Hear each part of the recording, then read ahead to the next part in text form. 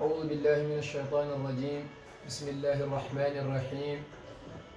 الحمد لله رب العالمين. الحمد لله رب العالمين. الحمد لله الذي هدانا لهذا وما كنا لنهتدي لولا أن هدانا الله. والصلاة والسلام على من بعث رحمة للعالمين سيدنا ونبينا وحبيبنا وشفيعنا ومولانا محمد عليه الصلاة والسلام وعلى آله وصحبه الأخيار حق قدره ومقداره العظيم. ورضي الله عن شيخنا وممدنا ووسيلتنا إلى ربنا مولانا أبي العباس أحمد بن محمد التجاني الشريف الحسني رضي الله تعالى عنه وعلى أصحابه وخلفائه ومقدمه لا سيما سيدي الحاج عمر الفوتي رضي الله تعالى عنه، ورضي الله عن جميع الأشياخ والوالدين والمقدمين خيرا. وبعد، فنحييكم بتحية الإسلام، تهية أهل الجنة، ألا وهي السلام عليكم ورحمة الله تعالى وبركاته. bandiraɓe julɓe, bandiraɓe fuutankoɓe, caggal yettude Allah subhanahu wa ta'ala e julde annabi sallllahu alayhi wa sallam, e ñagade wilo yo Allah yo woni seydi Cheikh Tidiane radiallahu anhu e muqaddameɓe muɗum e khalifaɓe muɗum e dendagal jinnaɓe meɗen e seereɓe meɗen e jokkorɗe meɗen fawde lawol Tidiane. eɗen gari inchallahu ta'ala e ñagade bandiraɓe ɓe e ko wona e duumum ko yahetno e ɗe balɗe ko dille goɗnoɗe ɗe balɗe ɗe ko faati e biyeteɗo Khadijatou Thiam e konnguli ɗi o yekkiti o suuti ɗum omo fawa e dow jiyaɓe Allah ɓe. konnguli ɗi ciwri siɗani, konnguli ɗi jooɗani, kono noon enen jiyaɓe Allah ɓe fuutankoɓe haalpulereɓe eɗen ñaaga enen foof nde gartirtan hakkillaji meɗen ganden ko wayni heewani hebde so wona jiyaɓe Allah ɓe. holko waɗi ɗum noon? saabu koɓe joomen gueɗe ɗo Allah subhanahu wa ta'ala. kala joom gueɗal Allah ne jarribo ɗum. eɗen gandi annabaɓe ɓuuri heewde ko jarritte. kala ɓurɗo ɓallade Allah tan ɓuuri wawde jarribede. seydi Cheikh Alhaji Oumar en, seydi Souleymane Baal en, ɓe fof ko jiyaɓe Allah. wadde ɗum ɗo fof koye ɓeydade martaba mabɓe jeeyaɓe ɗo banggue Allah subhanahu wa ta'ala. jarribeɗa hunde, ƴeewe so tawi aɗa wawi mujde hunde nde.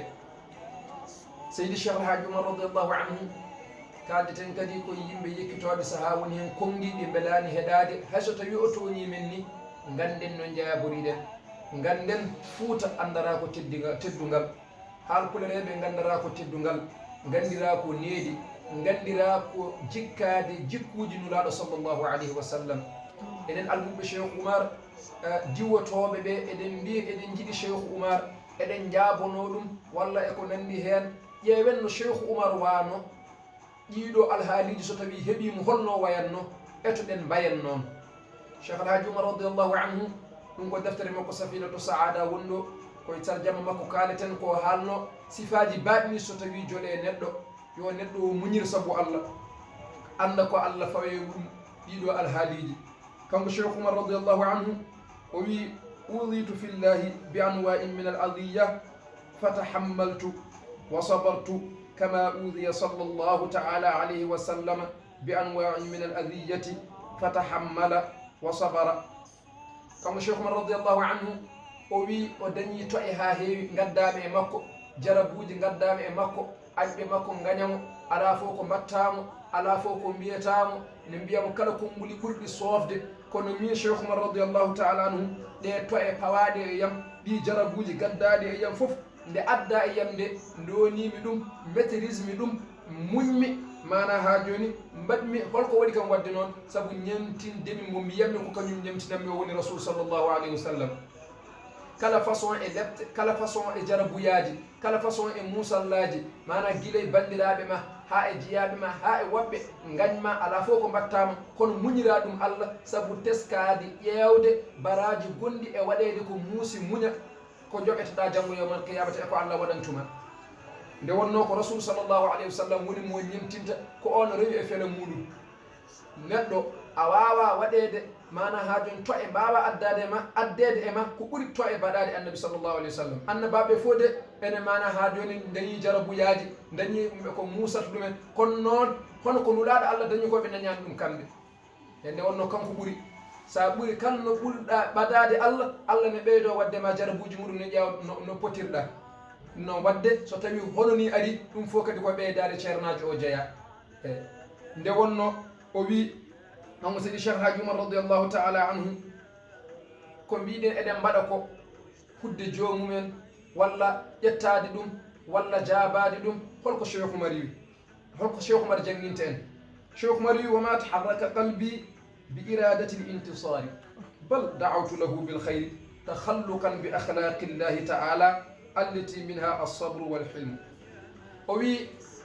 te gandon so neɗɗo lori kam so gañam so goɗɗo so jarabuji gaddaɗe e yam ayi toñƴomi o baɗɗomi ɗum ɗon ko metti ko ala min mi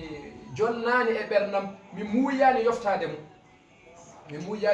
mo min cheikh alhaji oumar radiallahu anhu wadde ɗum ko jangguinde en enen almuɓe cheikh oumar ɓe o wi o muuyani yoftade uyi holko mbaɗami min cheikh oumar mi duwonta oɗon kay moƴƴere yo allah fewnu mum ene wadde so tawi ko cheikh oumar ñemtinten en duwonta yo allah fewnu oɗo nde wonno ko tagore allah o wi holko mbaɗirmi ɗum saabu jikkinademi jikkuji rasul sallllahu alayhi wa sallam eɗen gandi ko on woni mo ñemtinta kanko seydi cheikh alhaji oumar radiallahu anhu ɓaade enenne eɗen jiiɗimo ko kanko woni ñemtinorgal men wadde ñemtinen no wiiri ni ha joni omo jangguina en kanko cheikh alhaji oumar radiallahu taala anhu uyi mi waɗiri ɗum saabu jikkinade jikkuji rasulu sallllahu alayhi wa sallam jikkinade jikku allah subhanahu wa taala ene jeeya hen mana ha joni muñal asabru allah wiyanno ana saburu min kami muñƴo wadde allah woni muñƴo haalaka noon an neɗɗo o sa yiiɗi fewde nelaɗo sallllahu alayhi wa sallam woni référence ma wadde wano ni nelaɗo sallllahu alayhi wa sallam ko muñannoɗo kanko cheikh oumar ko muñannoɗo wadde enen ne ñamtinen cheikh oumar ñamtinen nelaɗo allah e banggue muñal neɗɗo noon sene muñata koko muusi gonga ɗum ɗoni muusi kono muñan allah hokke enen baraji mana kewɗi kanko cheikh oumar radiallahu taala anhu o wi qala sallllahu taala alayhi wa sallam alkhalqu iyalullahi wa ahabu lhalqi ila llahi anfauhum li iyalihi o wi tagore allah nde yen gandu ko kaake allah neɗɗo yiɗa kakol mum yeebe yiɗa kakol muɗum bonne yiɗa kakol muɗum ayibine wadde noon ɓaade ko allah jeeyi ko woni ɗo ko foof ren kakol muɗum ren kakol allah ngol ɗum ɓuuri yiɗede e tagore allah nde to banggue allah subhanahu wa taala ko ɓurɗo wawde nafde kaake allah ɗe addi ɗo ɗe fof ko kakol allah kala ko jiiɗa mana ha joni ko allah jeeyi ɗum wadde hormo ɗum ɗon hayso tawi kañum bonni an eto fewnude ɗum woni ko cheikh oumar radiallahu taala anhu yiɗi men jangguinde o wi ɓaade ko sallllahu alayhi wa sallam ñemtinten ƴeewe sallllahu taala alayhi wa sallam lamma udiye allah holko o wi kanko nulaɗo allah wa qala sallllahu taala alayhi wa sallam lamma udiye allahumma agfir li qawmi fa innahum la yalamun ƴeew ɗum ɗo te ko musidɓe bandiraɓe makko ƴiiƴam makko ɓattiɓe mo ɓen piimo ɓe kuɗimo ɓe gaybinimo ala fof ko mbiyanimo nde allah subhanahu wa taala wi ne leptoɗo men lepte ɓeɗon o wi allah ko ala kotoma leptude yaafoɓe an allah ɓe ganda tan wadde kay oɗo kadi kalowo e cheikh oumar en e ceerno souleymane baɗen o anda enen anduɓe fodde cheikh oumar ɓe anduɓe fodde ceerno souleymane baɗen en joɗata ko mukk enen kaala haala ɗiɗo haaluɗaji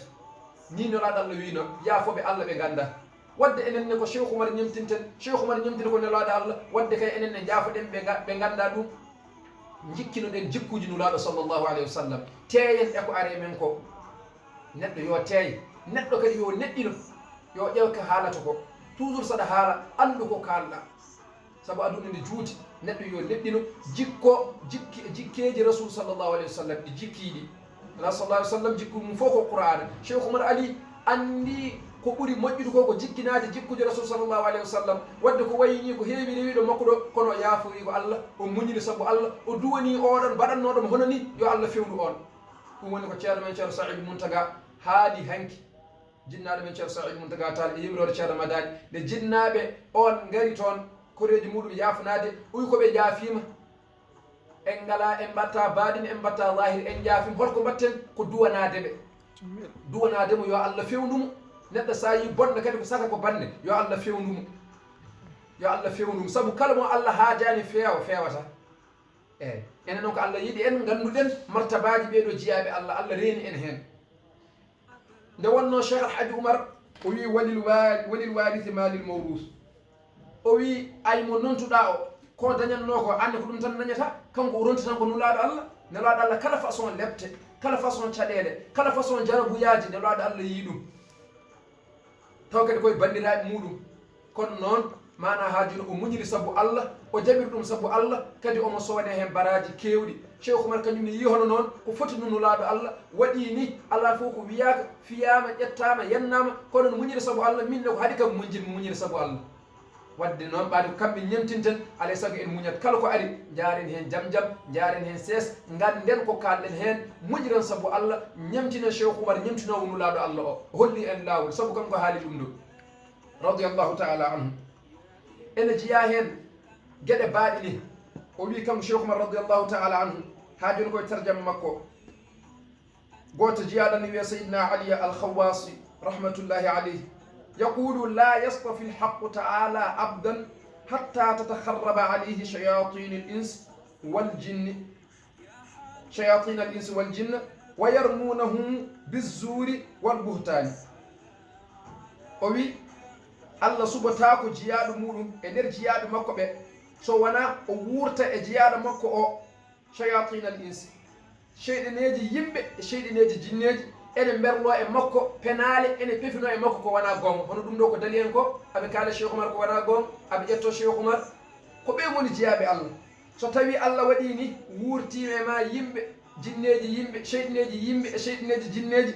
ne kaala e ma ko ala e gonga ne pefino e ma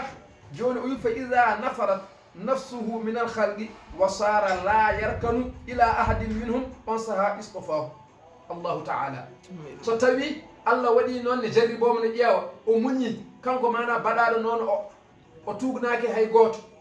foof koye Allah o yoɓiti o andi ɗum ɗo koto Allah ummi ene fof koto Allah paaɗen ɓeɗo ko tagoje Allah o deeƴi Allah subhanahu wa taala on saaha suɓomo anda ode kene ko bawɗo jogade gueɗal hokkamo gueɗal ngal ɗum woni ko Cheikh Oumar en dañi ko ɗum woni ko Cheikh Oumar en gokka ko wadde neɗɗo waaɓe ni so kaali an hoto jaabo ɗum waɗi min kaal e jimi imam Shafi rahmatullahi alayhi o wino yukhatibuni safihu bi kulli qubhin fa akrahu an akuna lahu mujiba o wi haalde yam e neɗɗo ɗayɗo haalde yam kala façon haala bonka bi kulli qubhin kala façon haala bonka so ƴettore so jennoje fof haalde yam kono noon fa akrahu ganmi an akuna lahu mujiban haɗa mi wonde ɓe woni jaabiɗomo mi yiɗa jabademo nde wonno so mbabba fettima fettirema ɗum on poti o wi yazidu safahatan fa azidu hilma ka uudin zadahu l ihrabu tiba o wi oɗon ɗayɗo o ene haala konnguli bonɗi tan minne fa azidu hilman tan mbeɗe ɓeydo munje mbeɗe ɓeydo deeje mbeɗe ɓeydo ronade mana toye ɗe waɗata yamde mi muñat tan mi jaɓani haalde makko holko waɗi ɗum haminan ka uudin zadahu l ihraqu tiba leɗɗe biyeteɗo uɗɗe koɗe nannete e jeygol ko mana ha bonede ha mana uurgol mum ɓeydo ka uudin zadahu ene ɓeyde uuɗo al ihrabu mana cumgol ngol ene ɓeyda ɗum tiban uɗanteɗi ɓeydoto tan ko uurde neɗɗo noon so wayi noon yimɓe ne tooñma yimɓe ne mbaɗma hunde fof aɗa muñi ɓeydoɗa tan ko jogade martaba ɗo Allah subhanahu wa taala ɗo o wi lamma afawtu walam ahadin ala ahadin arihtu nafsi min hammin adawati nden mi yaafima kala toonƴum mi yaafo ɗum walam ahadin ala ahadin hay goto mi añanani hay gandu neɗɗo goto ala e nder ɓernam on saha arihtu nafsi min hammil adawati poftimi fittanam e ko alɓe kimmiren kam mi wondaka ɗum ni joom so ɓooyima woppe kono noon so tawi mo mbiɗen Kadja Thiam ne haala ñande fof eɗen jaabo ɗum wadde ñande fof mo haala ko ɓuuri bonde ñande fof mo haala ko ɓuuri bonde en poftata wadde mbiɗen kalle o jaabi ma kaalen kalle o haali ma jaaboɗen wadde mbaɗen no wini lamma afawtu walam ahadin ala ahadin on saha arihtu nafsi min hammil adawati holno waɗi o wi inni uhayyi aduwi anda ru'yatihi la adfa alcharra anni bi tahiyati o wi min imam Shafi uhayyi aduwi mbeɗa salmina gañam inde ru'yati ay somi yi gañam mi dogata mi salminamo wiyamo assalamu aleykum holko mbaɗirmi ɗum la adfa alcharra anni bi tahiyati hami duñira worode nde jogini kam nde wonde hakkude amen nde mi duñiri ɗum calminali ɗi wa udhiru lbishra lil insani ubghiduhu kama in qad hasha qalbi mawaddati o wi kadi mi feññinana yidde weltare wonande neɗɗo mo ganduɗa mbeɗa animo to ɓernam kono somin jindiri mi feññinanmo weltare kama in qad hasha qalbi mawaddati ha wayno min kam mi jiɗɗomo ni ha wayno kam gawɗo e nder ɓerdam yiddemo ni hayso tawi mbeɗa animo mi jaɓata holludemo ɗum noon wadde ɓe kalni en holno neɗɗo foti jikkinirade Cheikh Oumar haalni en holno neɗɗo foti waade holno neɗɗo foti muñirde neɗɗo muñata koko muusi wallahi ɗum ɗo ina muusi kono muñete koko muusi sa yiɗi dañde ko moƴƴi ko ɗum noon enen fof gartiren hakkillaji meɗen enen fof ndeeƴen enen fof gartiren hakkillaji men enen fof ndeeƴen jikkino ɗen jikkuji rasul sallllahu alayhi wa sallam ɗi wiiɗi jikkini ɗen hono no Cheikh Oumar wanoni radiallahu taala anhu o haali o wi o muuyani duwade oɗon hudde ɗum te o wi omo yenna so tawi o huuɗi on koko jaabete kono noon holko muuyi duwanade on moƴƴere yo Allah fewnu on yo Allah fewnu kaari yo Allah fewnu kaari so Allah fewnima yettu Allah fewni kam oɗo bonɗo baɗo ni yo Allah fewnum hayso fewani kam an kam Allah fewnima kono duwanom yo Allah fewnum ɗum woni ko ceerno Saïd Mountaga haali hanki e jaabol ne ɓe ngari mana yafnade wadde enen fof en gartat hakkillaji men ɗi gulaɗi ɗi nafata haydara mana ƴettoje ɗe nafata haydara ganden ken almuɓe Cheikh Oumar gandira ko needi gandira ko deeje gandira mana haajon ko jikkaji e jikkuji rasul sallllahu alayhi wa sallam ɗum noon enen fof jikkino ɗen e jikkuji rasul sallllahu alayhi wa sallam oɗon jarlo oɗon jaafo yo Allah hokku en munje yo Allah hokku en kala ko fawawi men tawa eɗen muñira ɗum saabu Allah yo Allah hokku en jikkade e jikkuji rasul sallllahu alayhi wa sallam ɗum noon oɗon jarlo oɗon jaafo oɗon ñaaga tan enen fof ne gartiren hakkillaji meɗen ndeeƴen mana haabine muñan inchallahu taala ko musidɗo moɗon alhaji Saïdou Nourou Ly wassalamu aleykum wa rahmatullahi taala wa barakatuhu